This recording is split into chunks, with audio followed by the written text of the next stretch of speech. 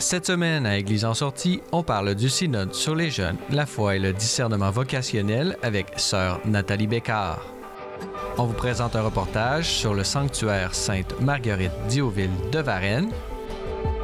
Et on parle de l'ABC de la conversion pastorale avec le padre coach Jean-Philippe Auger.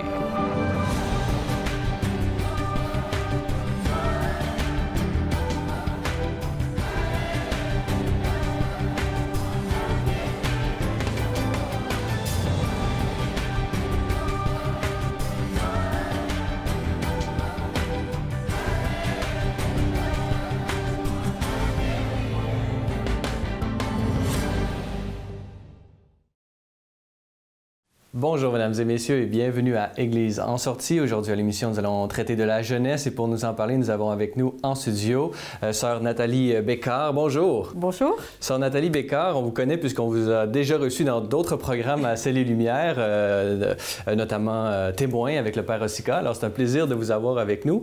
Vous êtes religieuse, Xavier, et vous avez travaillé pendant une grande partie de votre, pas de votre vie, mais quand même 10 ans à la Conférence des évêques de France, dans des bureaux qui traitent de la jeunesse. Et plus récemment, vous avez été au synode sur les jeunes, la foi et le discernement vocationnel qui a eu lieu à Rome. Alors, c'est là-dessus qu'on va discuter aujourd'hui. Pouvez-vous d'abord nous parler un peu là, de votre présence au synode, votre rôle là, et votre expérience, en gros? Comment ça s'est passé? Alors, ça a été une expérience vraiment fabuleuse, très belle expérience, une expérience d'église très forte. En fait, moi, j'ai eu la chance d'être nommée par le pape François pour participer au synode comme auditrice, c'est-à-dire que les auditeurs, parmi eux, il y avait pas mal de jeunes d'ailleurs, on participe à l'ensemble des travaux avec les évêques, les pères synodaux, en prenant la parole en plénière, en travaillant dans les petits groupes. La différence, c'est qu'on n'a pas droit de vote. Mais vraiment, on a été très partie prenante et j'ai vécu ce synode vraiment comme un immense cadeau au terme de 2 ans de préparation, parce que c'est vrai que par ma mission comme responsable de la pastorale des jeunes et des vocations à la Conférence des évêques de France, j'ai été très impliquée dans la préparation en France. Et le pré-synode peut-être? Et aussi à Rome dans les étapes de préparation, notamment le pré-synode où j'avais été nommée coordinatrice générale. Donc voilà, j'ai vécu le synode, je dirais, dans la suite et comme une forme d'aboutissement des 2 ans de préparation. Vous avez mentionné que vous n'étiez pas seulement auditrice, puisque vous avez pris la parole. Pouvez-vous nous parler un peu de votre intervention là, devant tous ces évêques et le pape lui-même qui vous écoutait? Qu'est-ce que vous leur avez partagé? Alors, c'est vrai que tous les membres avaient 4 minutes d'intervention, donc il fallait bien cibler. Discipliné. Voilà, moi j'ai fait le choix de parler de l'importance de vivre la mission en équipe pour rejoindre les jeunes aujourd'hui, et notamment avec des équipes diversifiées, hommes, femmes, prêtres, religieux, laïcs, d'impliquer les jeunes aussi, de les mettre en responsabilité.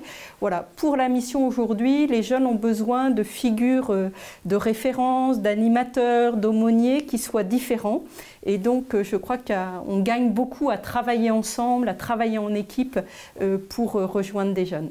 Donc ça, c'est vraiment ce que vos souhaits pour les relations, un peu comment intégrer ces jeunes-là. Comment est-ce que vous décririez peut-être en Occident, je sais que c'est grand l'Occident, mais il y a quand même des tangentes, des choses communes entre tous les pays d'Occident. Comment vous décririez un peu la relation entre les jeunes et l'Église là, en ce moment? Alors, elle est complexe. En fait, d'abord, les jeunes, ça n'existe pas. Il y a des jeunes très variés. Il faut bien reconnaître que dans beaucoup de pays occidentaux, et on l'a vu en France, mais c'est le cas aussi ailleurs, beaucoup de jeunes sont loin de l'Église, ils n'attendent pas grand-chose de l'Église. Et en même temps, il y a une très grande soif spirituelle. Et ce que ce synode nous a montré, c'est justement l'enjeu que l'Église aille à la rencontre des jeunes, là où ils sont, dans leur lieu de vie, qu'elle les rencontre dans leurs questions. Et quand on les rejoint dans leur centre d'intérêt, dans leurs problématiques existentielles, ils sont là et ils sont très heureux d'être écoutés, accompagnés pour avancer dans leur vie. Et puis, ce dont je suis témoin, c'est que ceux qui sont engagés dans l'Église, les jeunes catholiques, il y en a beaucoup qui sont très missionnaires, très dynamiques. En France, on constate une forme de renouveau spirituel, voilà, avec une jeunesse qui nous donne beaucoup d'espérance pour l'avenir parce qu'elle s'implique pour être missionnaire. Quels sont les thèmes à l'intérieur de l'Église, là? Par exemple, on parle des médias sociaux, on parle de la justice sociale, qui sont des thèmes dont l'Église a un message à donner au monde et qui touchent particulièrement la jeunesse. Est-ce qu'il y en a d'autres, ou peut-être vous pouvez vous exprimer sur ces deux-là, mais est-ce qu'il y en a d'autres aussi? Oui, alors ceux qui sont intéressés pourront aller lire le document final du synode qui montre bien quelques enjeux missionnaires majeurs pour lesquels les jeunes sont très sensibilisés et ont envie de s'impliquer. Alors effectivement, le monde digital, ils vivent dedans, ils voient bien qu'aujourd'hui on ne peut pas faire fi de ça et que c'est aussi un lieu d'évangélisation. Tout ce qui est justice sociale, promotion de la paix, et je dirais aussi l'enjeu de l'écologie, du développement durable, l'avenir de la planète, la mise en œuvre de Laudato Si. Les jeunes sont très moteurs et je crois que c'est un vrai moyen pour l'Église de les rejoindre. C'est de travailler avec eux et même par eux pour faire avancer cette dynamique de Laudato Si.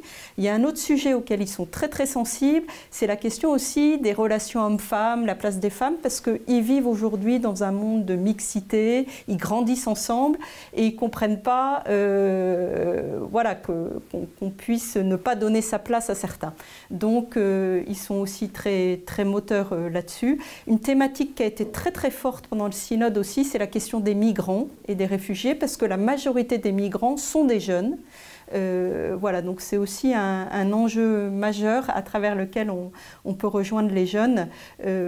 Ça nous donne pas... En fait, on s'est aperçu que ces défis missionnaires, ils concernent tout le monde, mais les jeunes sont vraiment aux avant-postes. Et c'est aussi, l'Église, elle peut les rejoindre dans ce désir-là de justice sociale, d'engagement. Beaucoup de jeunes veulent partir faire de l'humanitaire, aller aider. Et si on est là et qu'on les accompagne là-dedans, on les rejoint. Le synode, c'est un synode sur la foi, les jeunes et le discernement vocationnel. Vous êtes religieuse de l'ordre Xavier et qui tire son nom de Saint François Xavier, qui est le plus grand missionnaire, peut-être après Saint Paul, et de spiritualité ignatienne. Donc, vous avez lien avec le pape, vous avez lien, justement... Comment est-ce que comment vous traitez cette question vous-même personnellement de la vocation religieuse et du discernement vocationnel là, en tant que religieuse et peut-être pour les religieux en particulier? Alors, c'est vrai qu'une des problématiques majeures pour les jeunes aujourd'hui, c'est la question des choix. Voilà, on est dans un monde où il y a plein de possibles. Comment faire des choix ?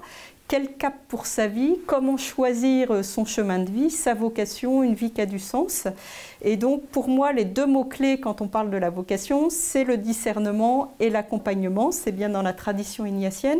Donc, l'enjeu d'aider les jeunes, justement, à faire les bons choix. C'est ça leur question. Et puis, moi, j'ai à cœur de présenter la vocation, toute vocation, mais en particulier la vocation religieuse, quand on me demande d'en témoigner. C'est une aventure. C'est quelque chose de dynamique. C'est pas quelque chose de figé. Discerner sa vocation, c'est toute sa vie. On n'a jamais fini. Et j'aime bien cette définition de la vocation qui dit finalement ta vocation, c'est ce qui va te rendre heureux en rendant les autres heureux. Voilà. Et c'est justement en regardant dans sa vie qu'est-ce qui va me conduire vers plus de bonheur, mais pas un petit bonheur renfermé à l'eau de rose. Notre vocation, c'est ce qui va nous rendre heureux en aidant les autres, en les servant, en écoutant leurs cris et leurs souffrances. Voilà. Et je crois que pour discerner sa vocation, c'est aussi vraiment en se mettant à l'écoute des cris, des besoins et des souffrances du monde et en voyant chacun, selon la manière dont Dieu nous appelle, nos talents, ce qu'on a reçu, comment on va pouvoir servir les autres. Voilà. Et la vie religieuse est un chemin parmi d'autres, mais j'essaye de témoigner que c'est un chemin possible qui rend heureux.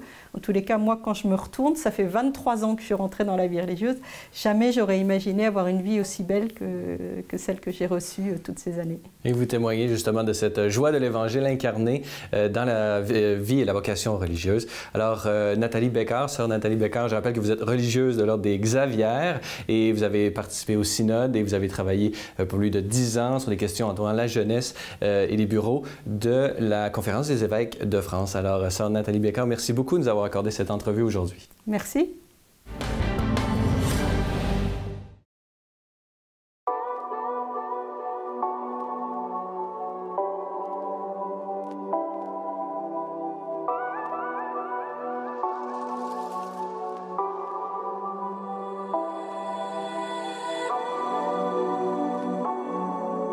Mon nom est Mario Desrosiers, je suis curé ici de l'unité pastorale Sainte-Marguerite-Diouville. Cette basilique-là, elle a été construite en 1885. C'est la 4e église de Varennes. Évidemment, Varennes a commencé en 1672. Ensuite, on a commencé par une mission avec Sainte-Famille, la Sainte-Famille de Boucherville. Et ensuite, en 1692, on a commencé à avoir des registres et une paroisse canonique.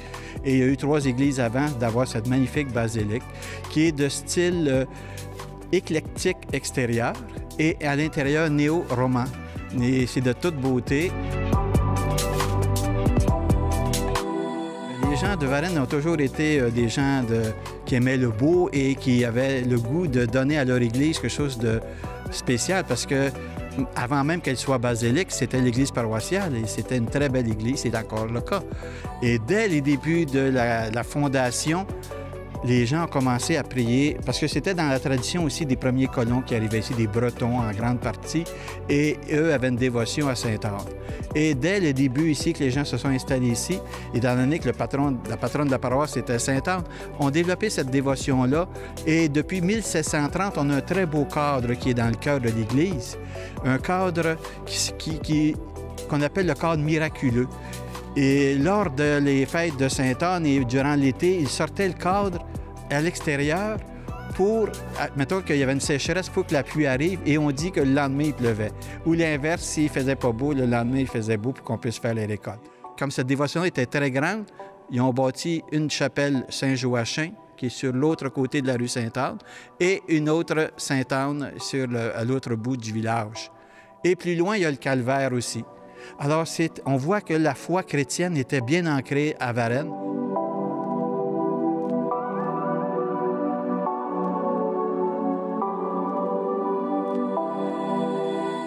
Marguerite-Diouville, elle est née juste à côté de la première église, parce qu'elle est née en 1701, tout près d'ici. Lorsque les Sœurs Grises, évidemment, ont dû vendre leur maison mère, bon, c'était la discussion où est-ce qu'on mettrait le tombeau. Et après discussion avec le diocèse de Montréal et le diocèse de Saint-Jean-Longueuil, on a décidé de le mettre ici, où est-ce qu'elle est née, où est-ce qu'elle a commencé, elle a été baptisée. On a dans les registres ici son acte de baptême. Et ce qui fait que, juste à côté, c'est le sanctuaire. Et ce sanctuaire-là aura 60 ans en 2021. Et elle est arrivée ici, dans la basilique, lors des translations des restes en 2010. Et c'était Marguerite qui revient aux sources, qui revient dans son milieu où ce qu'elle a appris, à être à la charité universelle, à être au service, à être à l'amour de Dieu. Elle qui avait une grande confiance au Père éternel. Et déjà, même avant qu'elle soit dans la basilique, déjà, Guido Ninchiri avait déjà fait des peintures, et il y en a une sur le Père éternel et une sur Marguerite dans la chapelle, ce qui est le tombeau maintenant. Alors, c'était un peu comme prédestiné qu'elle devait revenir là.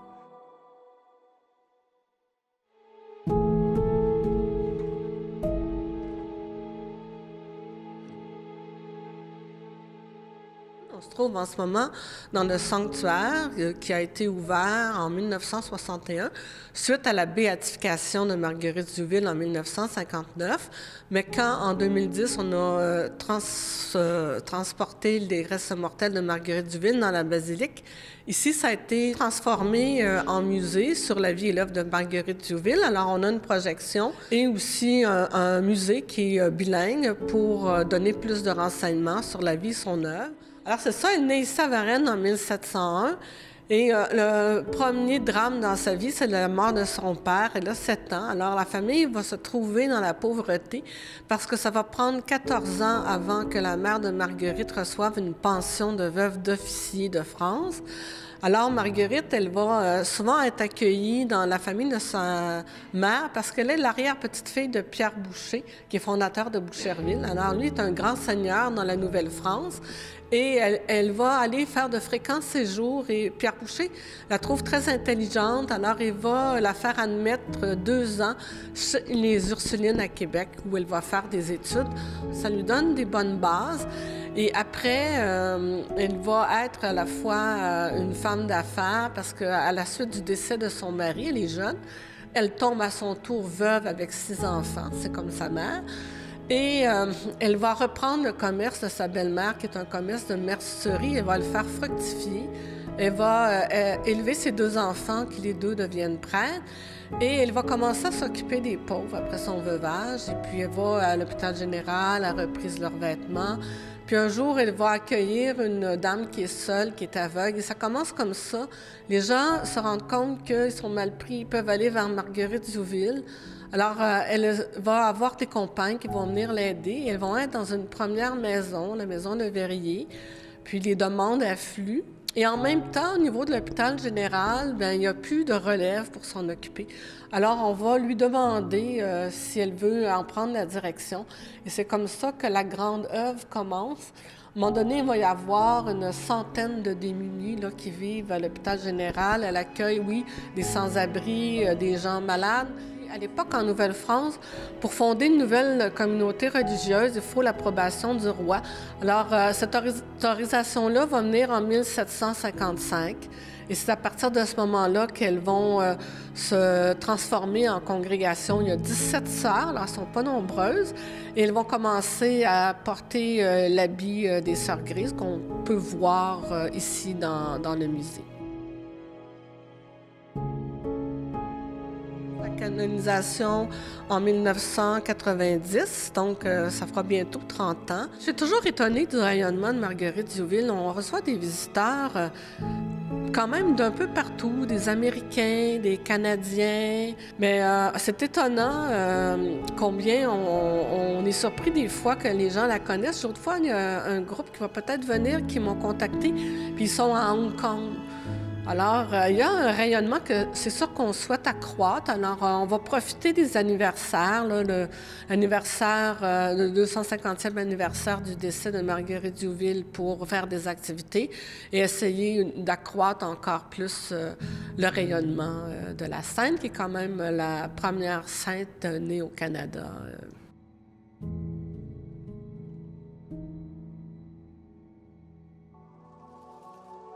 Ce qu'on souhaite, c'est de faire connaître davantage le sanctuaire, de faire connaître davantage la basilique. C'est une œuvre d'art, c'est un beau élément du patrimoine.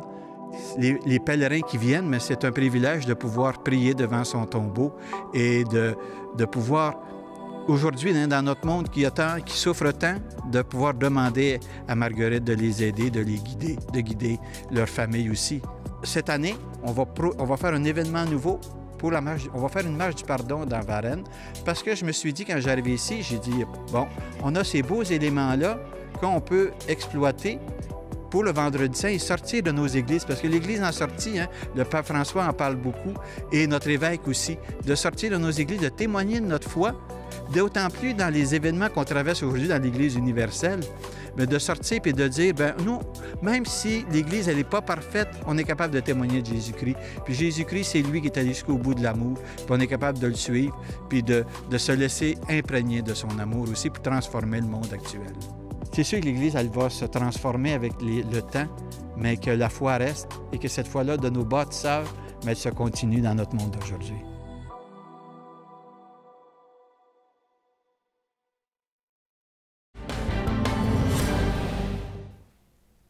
Dans cette troisième partie d'émission, nous allons discuter de conversion pastorale et pour nous en parler, nous avons avec nous en studio M. l'abbé Jean-Philippe Auger. Bonjour. Bonjour.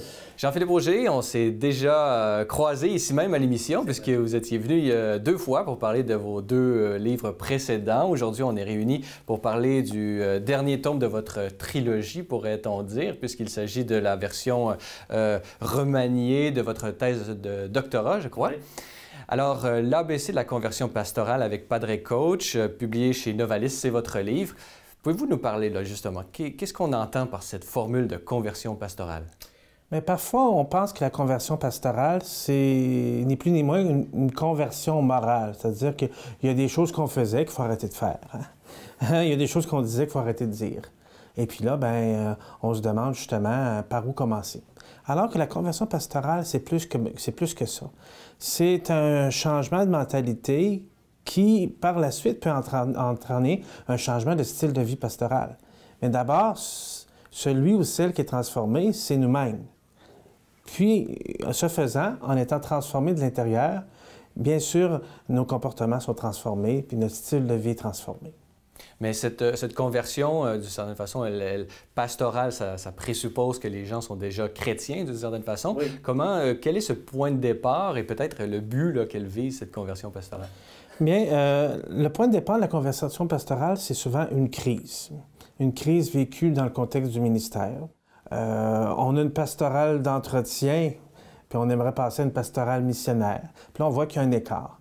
Et là, bien, voyant qu'il y a un écart qui se creuse de plus en plus entre notre idéal et la réalité, alors on se met à se questionner, puis on se dit, bien, est-ce que je ne suis pas en cause finalement là-dedans?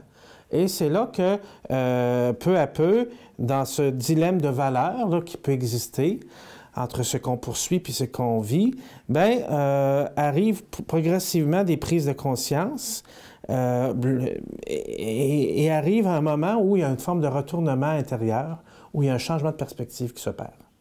Et c'est à partir de ce changement de perspective-là, où on accepte de voir notre réalité pastorale à partir d'une autre paire de lunettes, que l'on s'aperçoit que, tiens, on peut agir autrement, on peut vivre autrement comme leader en Église et ça peut porter des fruits. Justement, ces lunettes, il en existe plusieurs sur le marché, mais vous en proposez une. Alors, vous résumez cette conversion pastorale qui selon vous, là, dans votre livre, vous la manifestez comme étant une conversion également missionnaire, puisque c'est vraiment ce à quoi nous sommes appelés si on est dans la lignée du pape actuel, le pape François. Alors, pouvez-vous nous dire, là, vous résumez là, cette conversion pastorale par une formule mathématique. Alors, pouvez-vous nous la présenter, là? Oui, mais en fait, j'ai voulu utiliser une formule. Conversion pastorale égale F, fonction de A, B, C. Bon, en fait, cette fonction-là, c'est le fait de A de tenir compte du facteur temps. Dans le fond, de tenir compte d'abord comme leader en Église, où suis-je rendu dans mon cheminement? À quelle étape suis-je rendu dans mon développement comme leader? Puis il existe plusieurs étapes comme développement comme leader. On est différemment positionné, tout dépendant qu'on est un jeune leader qui commence dans le ministère, dans ses 5 premières années de ministère, où là, on va développer nos compétences pastorales. Après 15 ans de ministère, bien là, probablement qu'on est plus en train de développer ses dons, ses talents, les charismes particuliers qui nous sont donnés. Alors nécessairement, là, on est ailleurs. Puis, après 20-25 ans de ministère, eh bien là, il y a comme une convergence qui s'opère entre qui nous sommes et ce que nous faisons, et développer une perspective quant à notre cheminement. Parce que il y a des moments clés de la conversion pastorale à différents temps de notre cheminement. Tout comme il y a le facteur, le facteur B, c'est la variable processus, c'est-à-dire à différentes étapes de notre cheminement, il y a des processus dans lesquels on est engagé, des processus de croissance. Et ces processus-là nous permettent de faire des pas de plus dans notre cheminement. Et donc, bien évidemment, parmi les processus, il y a celui de découvrir nos dons et nos charismes en fonction de la mission qui est la nôtre. Donc, il s'agit là d'un processus. Et puis, finalement, le dernier facteur, c'est la réponse que l'on donne à chaque étape de notre parcours à ces différents processus-là qui sont en place. Et ça fait en sorte qu'on peut devenir la personne que Dieu nous a appelé à être.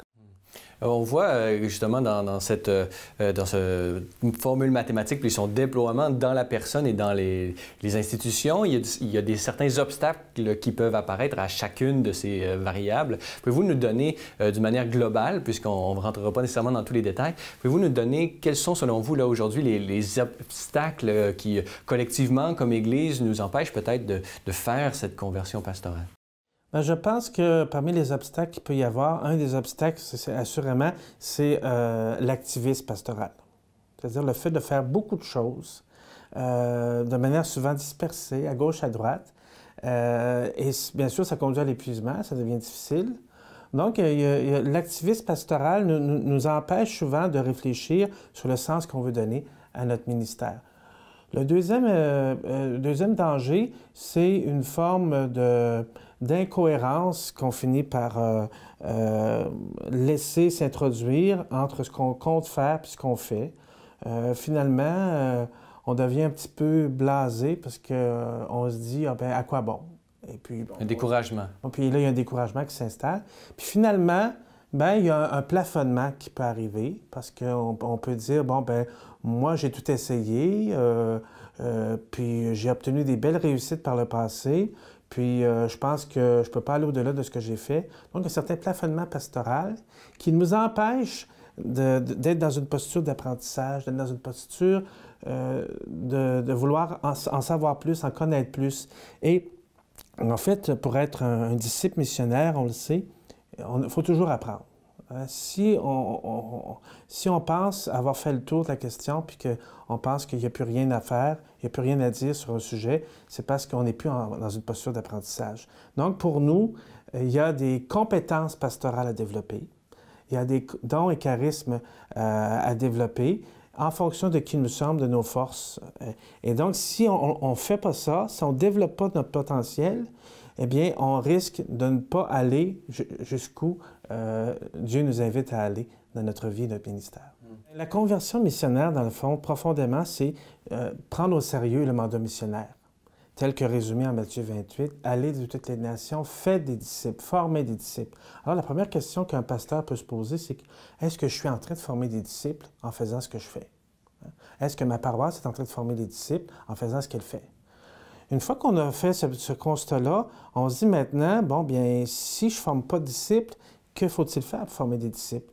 Que faut-il faire pour permettre aux gens de passer du point A au point B?